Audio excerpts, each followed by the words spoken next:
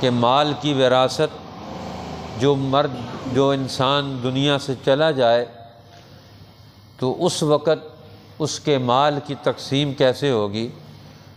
اب قرآن حکیم نے اس رکوع کے اندر وارثوں کے حقوق اور ان کے حصوں کا تعین کر دیا تفصیل کے ساتھ کہ جانے والے کے مال میں کون کون لوگ کتنے کتنے مال میں کتنا کتنا حصے دار ہوں گے۔ اب قرآن کے قانون کے مطابق ہر جانے والے کے مال کی تقسیم کی جائے گی۔ اس لیے اللہ جل شانہ نے یہ جو پہلی آیت ہم نے پڑھی ہے اس میں جانے والے کی اولاد اور اس کے ماں باپ کے حصے کا تذکرہ کیا گیا ہے کہ اس کی کیا نوعیت ہوگی، اس کی اولاد کیا اور اس کے ماں باپ کا حصہ، کیونکہ انسان اس کے لیے اصل کے اعتبار سے ماں باپ ہے اور آگے مستقبل اور اس کی فروعات کے اعتبار سے اس کی اولاد ہے۔ یہ دونوں قریب ترین قرآن حکیم نے سب سے پہلے ان کے حصوں کا تعین کیا ہے، رشتوں کے اعتبار سے یہ مقدم، اس لیے ان کا حصہ سب سے پہلے بیان فرمایا۔ تو پہلا حکم یہ دیا یوصیکم اللہ فی اولادکم، اللہ تمہیں حکم دیتا ہے، وصیت کرتا ہے، تاکید کرتا ہے، کس بات کی؟ فی اولادکم، تمہاری اولاد کے حق میں۔ تو اولاد کے حق میں قرآن کہتا ہے اللہ تمہیں وصیت کرتا ہے، اس لیے اولاد کو، ان کے حقوق کو قرآن حکیم نے بڑی نعمتوں میں قرار دیا۔ اس لیے ماں باپ کی بھی بڑی ذمہ داری اولاد کے اعتبار سے اور اولاد کی بھی بڑی ذمہ داریاں۔ فرمایا للذکر مثل حظ الانثیین، پہلے یہ دو اصول بیان کیے، سمجھائے۔ پہلا اصول تو اولاد کے حق کو ذہنی طور پر تسلیم کرنا، اور دوسرا ہے للذکر مثل حظ الانثیین، مرد کے لیے دو عورتوں کے برابر حصہ ہوگا، مرد کا حصہ دو عورتوں کے برابر۔ قرآن حکیم کا یہ اسلوب یہ اس لیے بھی ہے کہ اللہ تعالیٰ نے عورت کے حصے کو، ہمارے مفسرین اللہ ان علماء پر بھی قربان جائیں جنہوں نے قرآن حکیم کو بڑے اچھے اسلوب اور تعبیر سے سمجھایا ہے، کیونکہ عورتوں کو ظلماً ان کے حق سے محروم کیا جاتا ہے۔ اللہ جل شانہ نے مرد کا حصہ بیان کرنے کے ساتھ ساتھ مرد کے حصے کا اصل وہ عورت کا حصہ قرار دیا۔ فرمایا للذکر مثل حظ الانثیین، مرد کے لیے دو عورتوں کے برابر حصہ ہے۔ اب عورتوں کے حصے کو اصل قرار دیا اور مرد کو اس سے ڈبل دیا۔ اب یہاں مرد اور عورت کا وراثت میں جو تقسیم کا مسئلہ ہے اس کو بھی بڑا بڑھا چڑھا کر پیش کیا جاتا ہے۔ دیکھو جی، تو قرآن کا حکم مردوں کے ساتھ تو زیادتی نہیں، عورتوں کے ساتھ بڑی زیادتی ہے۔ مرد کو ڈبل ملتا ہے اور عورت کو جو ہے وہ مرد کے آدھا حصہ ملتا ہے۔ اب اس کو زیادہ بیان کیا جاتا ہے، دین سے متنفر کرنے کے لیے، قرآن پاک سے دور کرنے کے لیے، مردوں اور عورتوں میں تفریق کے اعتبار سے اس کو دونوں طرف والے لوگ بڑے زور شور سے، دین کو ماننے والے بھی اور نہ ماننے والے بھی، ایسا جھگڑا ڈالتے ہیں جس سے صحیح تعبیر ہی نہیں کر سکتے کہ مسئلے کا حل کیا ہوگا۔ قرآن حکیم نے یہ سمجھایا کہ اصل میں مالی معاملات، یہ مال کسی کو زیادہ دیا جاتا ہے تو مال دینے کا مطلب ذمہ داریاں دینا ہے۔ مال کے آنے کے بعد جس کے ذمے میں مال آئے گا اس کے اوپر مالی ذمہ داریاں آئیں گی، دوسرے لوگوں کی ذمہ داریاں آئیں گی۔ لہٰذا اب مال ویسے نہیں ملتا، اب مرد کو ڈبل حصہ دیا گیا کیونکہ اس کے ذمے بیوی بھی ہے، ماں بھی ہے، بہن بھی ہے، بیٹیاں بھی ہیں۔ اب اس کو بہت ساری لائبلٹیز، بہت سارے اخراجات وہ ان کے ذمے ہیں۔ اب عورتوں کے حقوق ادا اس نے کرنے ہیں، اب اس کی ذمہ داری ڈالی گئی۔ لہذا اللہ تعالیٰ نے یہاں انصاف کے تقاضوں پر، عدل کے تقاضوں پر یہ وراثت کو تقسیم کیا۔ اب بچی کو حصہ ملا لیکن بچی کے ذمے کسی اور کی کفالت نہیں، ذمہ داری نہیں ہے کہ اس کا خرچہ دے، نان نفقہ دے، لیکن بچے کے ذمے، مرد کے ذمے عورتوں کی کفالت، اس لیے جب ڈبل دیا تو اس کے ذمے کفالت بھی شریعت نے رکھی، نان نفقہ بھی گھر کی عورتوں کا مرد کے ذمے رکھا۔ اور دوسری بات یہ ہے کہ عورت کو ایک حصہ تو باپ کی طرف سے ملے گا، اور ظاہر قانون فطرت ہے کہ ہر عورت کا نکاح بھی ہوگا، شادی ہوگی، آگے وہ جائے گی دوسرے گھر میں، لہٰذا ایک حصہ اس کو باپ کی طرف سے ملا، اور دوسرا وہاں جائے گی تو اس کو اس کے خامند کی طرف سے بھی تو ملے گا۔ اب یہ مرد کو تو کوئی حصہ نہیں ملے گا وہاں سے دوسری طرف سے، اس کو تو یہی حصہ ملے گا، لہٰذا یہاں جا کر دونوں کا حصہ برابر ہو جاتا ہے۔ اس لیے اللہ تعالیٰ نے یہاں فرمایا للذکر مثل حظ الانثیین، مرد کو دو عورتوں کے برابر مال میں سے حصہ ملے گا، ترکے میں سے حصہ ملے گا۔ پھر جانے والا دنیا سے چلا گیا، اب جانے کے بعد اس کے ورثاء کی کچھ صورتیں بنتی ہیں۔ اب اس کے مال کو کتنی صورتوں میں تقسیم ہونا چاہیے؟ مثلا پہلی صورت ہے فَإِن كُنَّ نِسَاءً فَوْقَ اثْنَتَيْنِ فَلَهُنَّ ثُلُثَا مَا تَرَكَ۔ اب جانے والا چلا گیا اور پیچھے بیٹیاں چھوڑ کر گیا، عورتیں چھوڑ کر گیا، اور وہ عورتیں فوق اثنتین، دو سے زیادہ ہیں، ایک سے زیادہ، دو سے زیادہ عورتیں ہیں، تو اب اس کا مال 2/3 حصہ وہ اس کی بیٹیوں پر تقسیم کیا جائے گا۔ اب یہ زیادہ عورتیں ہیں تو 2/3 حصہ ان میں برابر تقسیم کیا جائے گا، 2 ہوں، 3 ہوں، 4 ہوں، 5 ہوں، زیادہ ہوں، 2 سے زیادہ کا یہی حکم ہے، اس کے مال کا 2/3 حصہ وہ اس کی بیٹیوں پر تقسیم کیا جائے گا۔ اور اگر ایک ہی بیٹی اس نے چھوڑی تو اب ایک بیٹی چھوڑی ہے اور کوئی رشتہ دار نہیں اس کا، صرف ایک بیٹی ہے، اب اس کی اولاد میں سے وَإِن كَانَتْ وَاحِدَةً، ایک بیٹی اس نے چھوڑی، فَلَهَا النِّصْفُ، اب اس کے مال کا آدھا حصہ وہ اس بیٹی کو دیا جائے گا، اور باقی آدھا حصہ اس کے دیگر وارثوں کی طرف منتقل ہو جائے گا، اب یہ ان کی طرف چلا جائے گا۔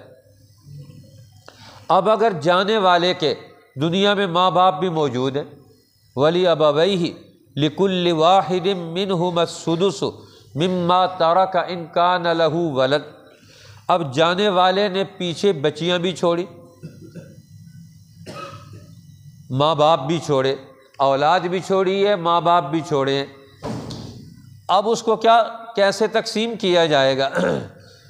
اگر کسی میت نے اولاد میں صرف عورتیں یعنی بیٹیاں چھوڑی، بیٹا نہیں چھوڑا، 2 سے زیادہ ہوں تب بھی ان کو 2/3 ترکہ ملے گا، ایک ہی بیٹی چھوڑی تو اس کے لیے میت کے ترکے میں سے نصف ملے گا۔ تو لہٰذا قرآن حکیم نے اصول متعین کر دیا۔ اب دوسری صورت آ گئی وَلِأَبَوَيْهِ، ماں باپ چھوڑے ہیں اور اس کی اولاد بھی ہے، ادھر سے ماں باپ بھی ہیں، فرمایا وَلِأَبَوَيْهِ لِكُلِّ وَاحِدٍ مِّنْهُمَا السُّدُسُ، اس کے ماں باپ میں سے ہر ایک کو چھٹا حصہ اس مال میں سے ملے گا، وہ مرنے والا جو چھوڑ کر گیا ہے، تو ماں باپ کا چھٹا حصہ ہوگا، وہ ان دونوں پر تقسیم کیا جائے گا، اور باقی حصہ اس کی اولاد کو ملے گا۔ اب اگر جانے والا، تیسری صورت ہے فَإِن لَّمْ يَكُن لَّهُ وَلَدٌ، جانے والے کی کوئی اولاد نہیں، اب جانے والے کے صرف ماں باپ ہیں، وَوَرِثَهُ أَبَوَاهُ، صرف اس کے وارث ماں باپ ہیں، تو اب ایسی صورت میں اس کی ترکے کی تقسیم کیسے ہوگی؟ فرمایا فَلِأُمِّهِ الثُّلُثُ، اس کی ماں کا 1/3 حصہ ہوگا، تیسرا حصہ اس کی ماں کا ہوگا، اور باقی جو 2 حصے ہوں گے وہ اس کے باپ کے ہوں گے۔ اب اگلی صورت ہے فَإِن كَانَ لَهُ إِخْوَةٌ، اگر جانے والے کے بھائی بھی ہیں، ماں باپ بھی ہیں، تو پھر فَلِأُمِّهِ السُّدُسُ، اب اس کی ماں کو تیسرا حصہ نہیں، اب چھٹا حصہ ملے گا، اس کے مال کے 6 حصے کیے جائیں گے، چھٹا حصہ جو ہے وہ اس کے ماں کو ملے گا اور باقی حصہ اس کے بھائیوں کو ملے گا۔ فَإِنْ كَانَ لَهُ إِخْوَةٌ فَلِأُمِّهِ السُّدُسُ، اس کے بھائی بھی ہے مرنے والے کے، تو ماں کو چھٹا حصہ ملے گا اور باقی حصہ اس کے بھائیوں کو ملے گا۔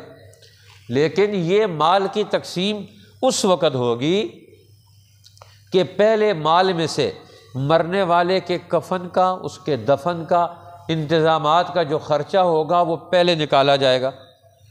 پھر اس کے بعد او دین، جو اس نے قرضہ دینا ہے اس کے مال میں سے قرضہ دیا جائے گا۔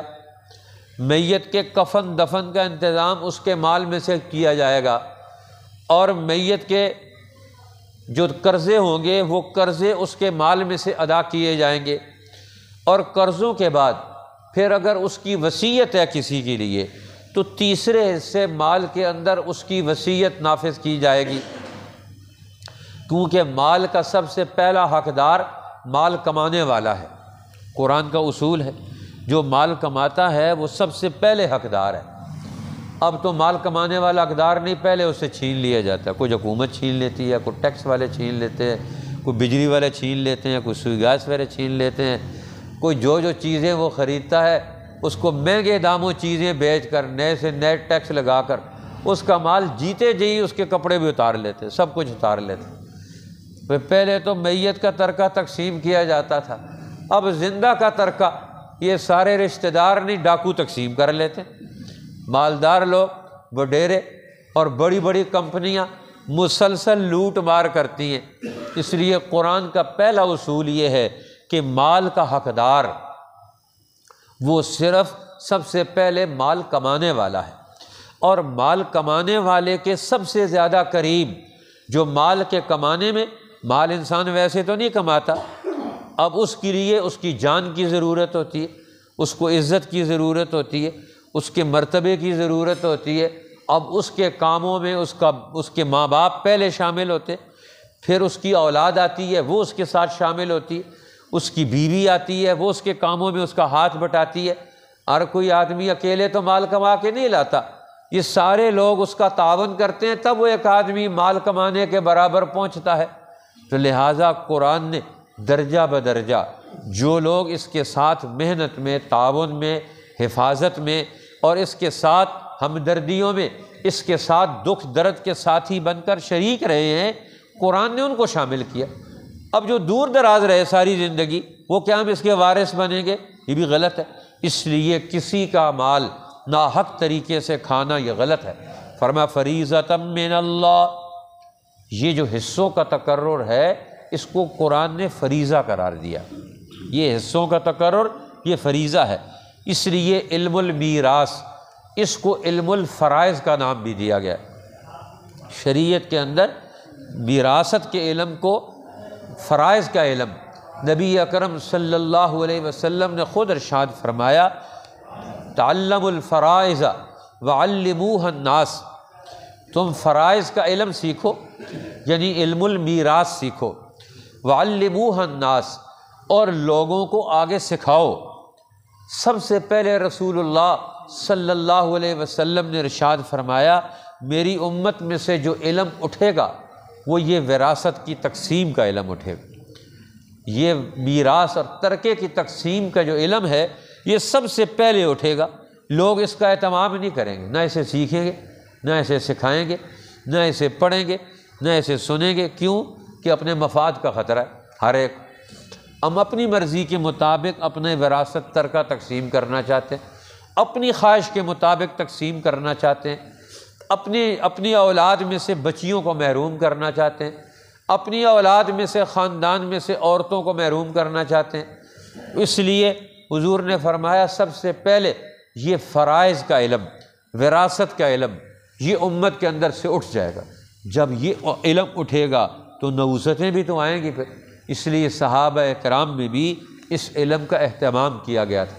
تو حضرت رسول اللہ صلی اللہ علیہ وسلم نے خود ارشاد فرمایا کہ میرے صحابہ میں سے علم الفرائض کا سب سے زیادہ ماہر وہ زید ابن ثابت ہے رضی اللہ تعالی عنہ، فرمایا افرزہم زید بن ثابت، فرمایا میرے صحابہ میں سے علم الفرائض کے جاننے والوں میں سب سے زیادہ ماہر ترین آدمی وہ حضرت زید بن ثابت انصاری۔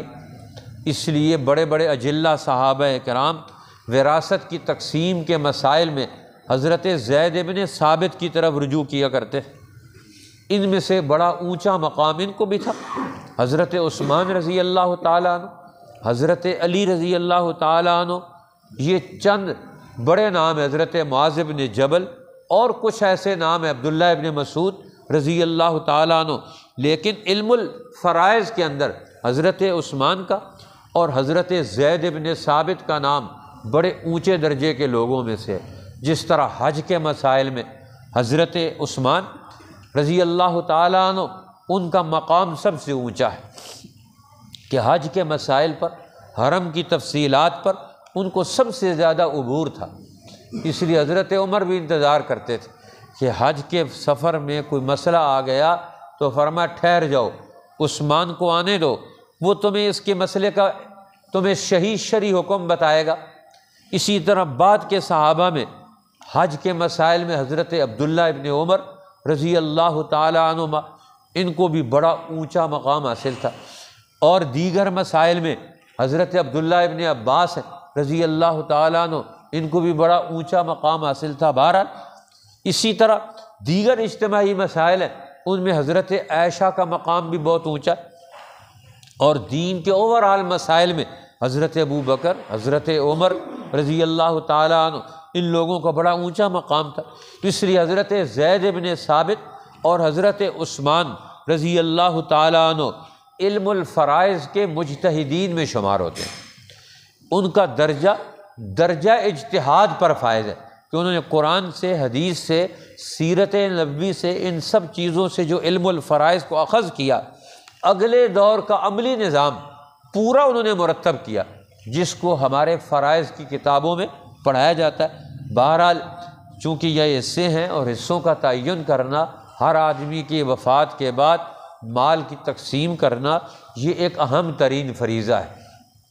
اس لیے اللہ تعالیٰ نے فرمایا کہ یہ قرض کی ادائیگی اور میت کے کفن دفن کی تقسیم، اور پھر اس کے بعد اس کی وصیت کا نفاذ اس کے تیسرے حصے مال کے اندر، یہ بہت ضروری۔ فرمایا آباؤکم و ابناؤکم، تمہارے باپ اور تمہارے بیٹے، لا تدرون ایہم اقرب لکم نفعا، ہمارا توجہ تعلق کسی ایک طرف زیادہ ہو جاتا ہے۔ فرمایا تمہیں پتہ نہیں تمہارے لیے کون زیادہ نفع مند ہوگا۔ ایہم اقرب لکم نفعا، ماں باپ میں سے اور اولاد میں سے تمہارے لیے کون زیادہ نفع مند ہے۔ اب ہر ایک کے نفع کا مرنے کے بعد اور دنیا کے اندر بھی ہر ایک کو اپنے رشتوں کے اعتبار سے سب سے زیادہ نفع مند رہنا چاہیے۔ ماں باپ کو اولاد کے لیے، اولاد کو ماں باپ کے لیے پہلے درجے میں سب سے زیادہ نفع مند رہنا چاہیے۔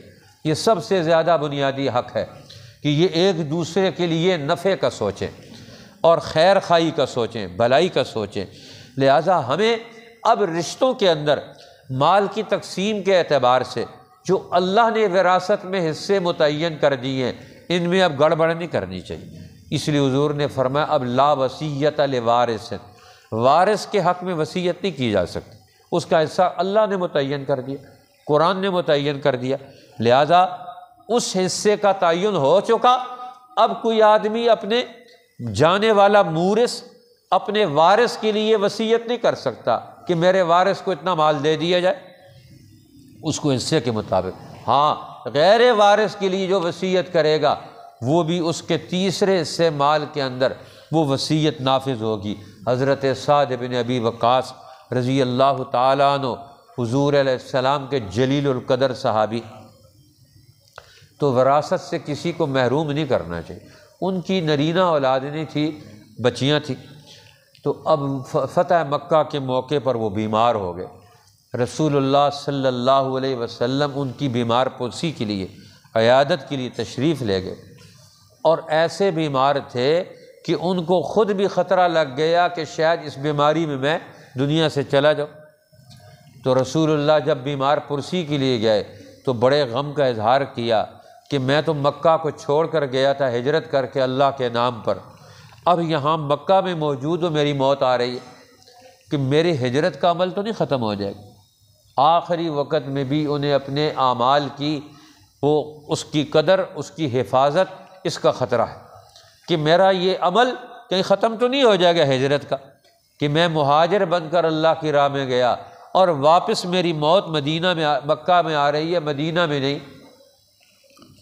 تو اللہ کے پیغمبر نے جب ان کا یہ خدشہ اور خطرہ دیکھا تو وہیں ان کے لیے ہاتھ اٹھا دیے، دعا مانگی رسول اللہ نے، اللہم امزل اصحابی ہجرتہم ولا تردہم علی اعقابہم، اے اللہ میری جماعت کے جس فرد نے جو قربانی دی ہے، ہجرت کی ہے، اس کو جاری و ساری رکھ اور ان کو الٹے پاؤں واپس مت لوٹا، ان کو آگے ترقی کا راستہ دے۔ حضور علیہ السلام نے دعا مانگی اور فرمایا اللہ تجھ سے اگلے دور میں دین حق کی خدمت کا بڑا کام لے گا۔ اب ان کے لیے مستقبل کی دعا مانگی، وہی ہوا کہ رسول اللہ صلی اللہ علیہ وسلم کی دعا کے نتیجے میں انہوں نے بڑی جنگیں لڑیں۔ مارکہ قادسیہ، جنگ قادسیہ میں وہ سپہ سالار اعلیٰ تھے، بیمار تھے، چل بھی نہیں سکتے تھے، ٹانگ میں ان کے درد تھا، اور ایک تخت عریش بنا کر وہاں سے میدان جنگ تک پوری لین بنائی ہوئی تھی اور وہاں سے جنگ لڑوا رہے تھے حضرت سعد بن ابی وقاص رضی اللہ تعالیٰ عنہ۔ اب وہ کہتے ہیں یا رسول اللہ، بستر علالت پر ہیں کہ اگر میں اپنا سارا مال اللہ کی راہ میں تقسیم کرنا چاہتا ہوں۔ آپ نے فرمایا نہیں۔ پھر انہوں نے کہا یا رسول اللہ آدھا مال تقسیم کرنا چاہتا ہوں۔ فرمایا نہیں، اس کی بھی اجازت نہیں، آدھا مال تم تقسیم کر دو، وصیت کر دو میرے بعد آدھا مال۔ پھر انہوں نے کہا یا رسول اللہ کہ 2/3 مال میں اللہ کے راہ میں دینا چاہتا ہوں۔ آپ نے فرمایا نہیں، 2/3 مال بھی نہیں۔ پھر انہوں نے کہا اللہ کے پیغمبر فالثلث، میں تیسرا حصہ مال کا اس کی وصیت کرنا چاہتا ہوں کہ تیسرا حصہ میرا مال وہ اس کو اللہ کی راہ میں خرچ کیا جائے میرے مرنے کے بعد۔ آپ نے فرمایا ہاں نعم الثلث فالثلث کثیر، ہاں تیسرے حصے کی وصیت کی جا سکتی ہے، یہ بھی زیادہ ہے، ہاں تیسرے حصے کی وصیت کی جا سکتی ہے، فالثلث کثیر، یہ ثلث بھی زیادہ ہے۔ تو بہرحال وصیت بھی نافذ کی جائے گی، اس کے خاندان کے حقوق کا تحفظ بھی کیا جائے گا، اور فرمایا فریضۃ من اللہ، یہ حصے اللہ کی طرف سے متعین کیے گئے ہیں۔ یاد رکھو ان اللہ کان علیما حکیما، اللہ کا علم بھی وسیع ہے، اللہ کی حکمت بھی بڑی ہے۔ تم سمجھتے ہو ہم زیادہ سمجھدار ہیں، تم زیادہ سمجھدار ہو کہ اللہ کی سمجھ بڑی؟ اللہ کی سمجھ بڑی ہے، اس کا علم بڑا ہے، اس کی حکمت بڑی ہے، اس کی عقل بڑی ہے، لہذا جو وہ جانتا ہے ہم نہیں جانتے، اپنے بارے میں، ہماری اولاد کے بارے میں، ہمارے ماں باپ کے بارے میں، ہمارے مال کے بارے میں، ہمارے مستقبل کے بارے میں، سب سے بڑا فیصلہ تو ہمارے اوپر ہمارے رب کا نافذ ہونا چاہیے، اور ہمیں خوشی سے وہ فیصلہ مان لینا چاہیے۔ آج ہم خوشی سے اللہ کا فیصلہ نہیں مانتے، اس لیے نحوستیں اور بے برکتیاں آتی، وراثت کی تقسیم کو غلط اصولوں پر تقسیم کیا جاتا ہے، اور ساری زندگی سارے پریشان رہتے۔ اس لیے جہاں اللہ کے حکم کے مطابق تقسیم نہیں ہوگی، برکت کہاں سے آئے گی؟ تو لالچ ہوگی، اور لالچ اور برکت کہاں جمع ہو سکتی ہے؟ اس لیے قرآن نے آخر میں تنبیہ کر دی، یہ 4 جملے تنبیہ کے بیان کر دیے۔ فرمایا آباؤکم و ابناؤکم لا تدرون ایہم اقرب لکم نفعا، یہ رشتے میں نے بنائے، لہذا نفع مند کون ہے یہ میں زیادہ جانتا ہوں۔ اور دوسرا فرمایا فریضۃ من اللہ، یہ اللہ کی طرف سے حصوں کا تعین ہے۔ اور تیسرا فرمایا اللہ کا علم بڑا ہے، یہ اللہ علیم ہے اور اللہ حکیم بھی ہے، لہذا اس کے علم اور حکمت کے تقاضوں کو ذہن میں رکھو تاکہ تم دنیا اور آخرت میں قرآن کے علم سے فیض لے کر اس کے عمل کو زندہ کر کے اس کی برکتیں حاصل کر سکو۔ اللہ جل شانہ ہمیں قرآن حکیم کی سمجھ اور اس کا عمل نصیب فرما دے۔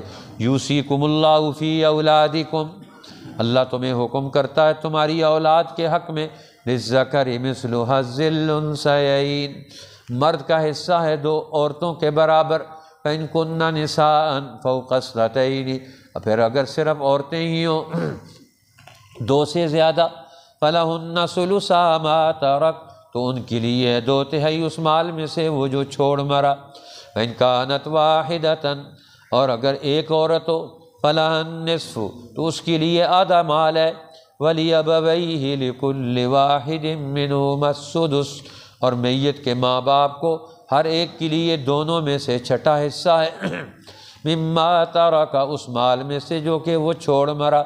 ان کان لہ ولد، اگر میت کی اولاد ہے، فإن لم یکن لہ ولد، پھر اگر اس کی اولاد نہیں، وورثہ ابواہ، اور اس کے ماں باپ اس کے وارث ہیں، فلأمہ الثلث، تو اس کی ماں کا حصہ ہے 1/3۔ فإن کان لہ اخوۃ، پھر میت کے بھائی ہیں کئی، فلأمہ السدس، تو اس کی ماں کا ہے چھٹا حصہ، من بعد وصیت، وصیت کے بعد، یوصی بہا او دین، جو کہ وصیت کر مرا یا قرضے کی ادائیگی کے بعد۔ آباؤکم و ابناؤکم، تمہارے باپ اور تمہارے بیٹے، لا تدرون ایہم اقرب لکم نفعا، تمہیں معلوم نہیں کون نفع پہنچائے تمہیں زیادہ، فریضۃ من اللہ، حصہ مقرر کیا ہوا ہے اللہ کا، ان اللہ کان علیما حکیما، بے شک اللہ خبردار ہے، حکمت والا ہے۔ صدق اللہ العظیم۔ انشاءاللہ کل آخری بدھ ہے، حدیث پاک کا درس بھی ہوگا اور سیرت رحمت للعالمین کے حوالے سے پروگرام بھی ہوگا۔ تمام حضرات خود بھی شریک ہوں اور اپنے احباب کو بھی توجہ دلائیں۔